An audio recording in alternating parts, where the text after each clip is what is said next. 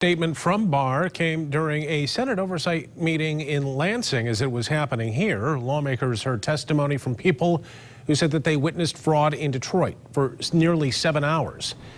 Let's go to Lindsay McComo for more on that hearing. Lindsay.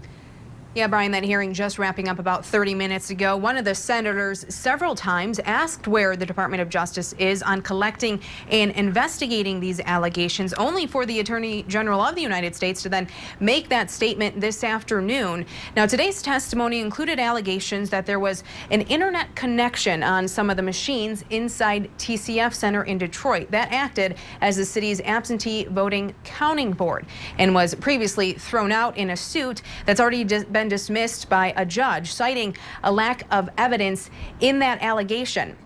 It's also an allegation that Chair Republican Senator Ed McBroom also questioned. How do we move, though, from what's possible to what's actually happened? By getting access to that actual data. And so those compact flashcards in particular are very important to get access to. And the chain of custody issues, I recognize that.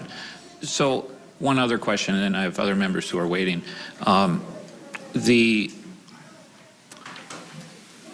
These possibilities, these possible vulnerabilities that you detailed seem to me to be undercut in Michigan, and I don't know other states, but at least undercut in Michigan by the fact that we maintain the paper ballots.